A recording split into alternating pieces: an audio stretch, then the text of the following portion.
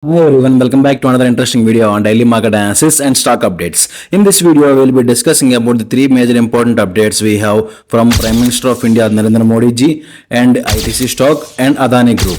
So we will discuss the complete details in this video. And in the end of this video, we will also do a short analysis on Nifty and Bank Nifty for tomorrow. So before going to that, like this video and also subscribe to our channel Financial Radio.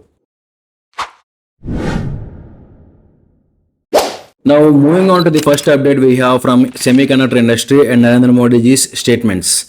India is poised to become a global leader in semiconductor manufacturing, with Prime Minister Narendra Modi laying the groundwork for groundbreaking projects totaling 1.25 lakh crore. Let's dive deep into the details on how these initiatives are set to revolutionize India's tech landscape. Prime Minister Narendra Modi emphasized the crucial role of semiconductor technology in the 21st century, highlighting how made in India and designed in India chips will propel the nation towards self-reliance or Atmanirbhar Bharat.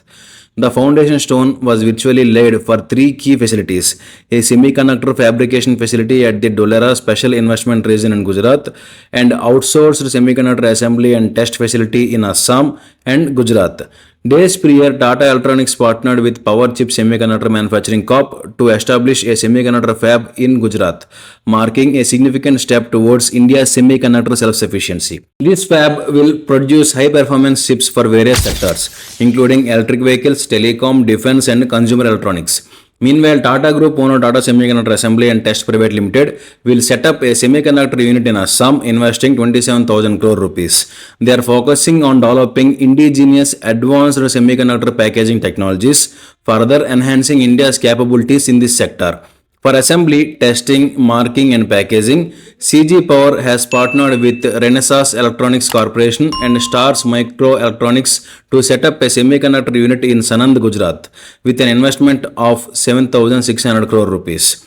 Collectively, these initiatives are expected to generate 20,000 advanced technology jobs, a significant boost to India's economy. The government is providing substantial support, with both central and state governments estimated to subsidize up to 70% of the project costs. As Prime Minister Modi aptly stated, these efforts signify India's commitment to progress, self-reliance, and global competency. With the semiconductor value chain being developed from design to fabrication and assembly, India is on track to unveil its first made in India chip by December 2024. Now moving on to the second update we have from the ITC stock.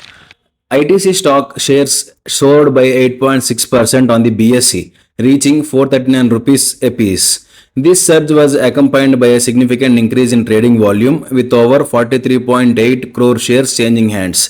Reports suggest that British American Tobacco, the largest shareholder in ITC, is eyeing a substantial sale. They are looking to offload 43.7 crore shares, equivalent to a 3.5% stake in the company, through a block deal estimated to fetch around 17,491 crore rupees. BAT, holding a substantial 29% stake in ITC, plans to utilize the proceeds for a buyback of its own shares, commencing with approximately 7,430 crore rupees in 2024. Despite ITC's strong performance, the broader BSE Sensex remained relatively flat at 73,633. ITC's market capitalization currently stands at a whopping 5,35,455 crore rupees. Year to date, ITC's share price has experienced an 8.13% decline. BAT has signaled its commitment to enhancing balance sheet flexibility, with a particular focus on reviewing its stake in ITC. In February, BAT revealed plans for a sustainable buyback, aiming to reduce its adjusted net debt adjusted EBITDA ratio to a new target range of 2 to 2.5x. In the October to December quarter of financial year 24, ITC reported a 6.5% growth in net profit, reaching 5,335 crore rupees.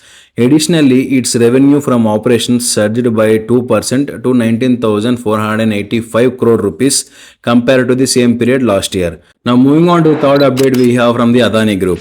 In recent developments, the Adani Group, a major conglomerate in India, has witnessed a notable decline in its shares, resulting in a substantial market capitalization loss of approximately 90,000 crore rupees.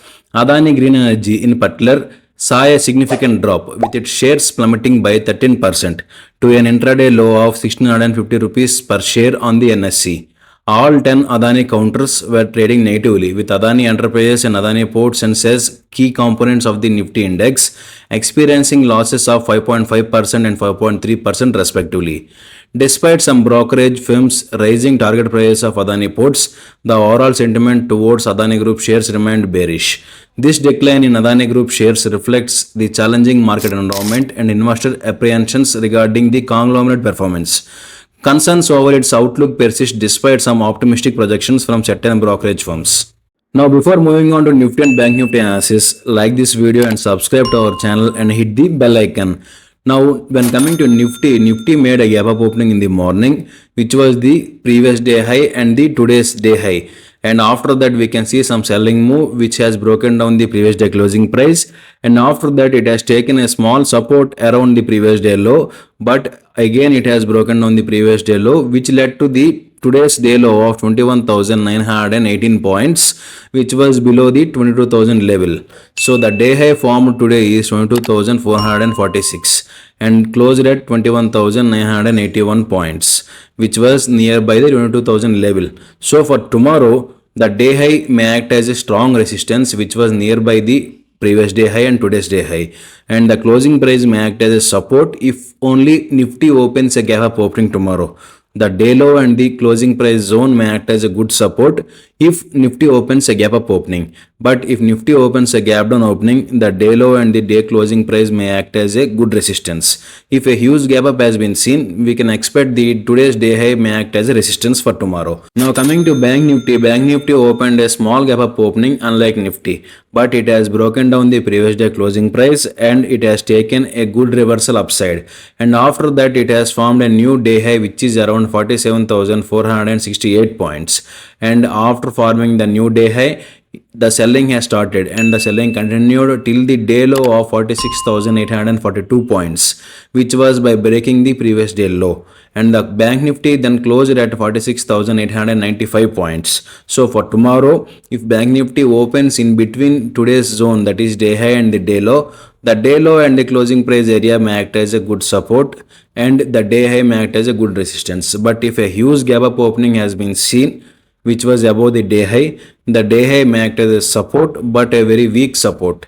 But when Bank Nifty opens a gap down opening, the day low and the closing price may act as a strong resistance.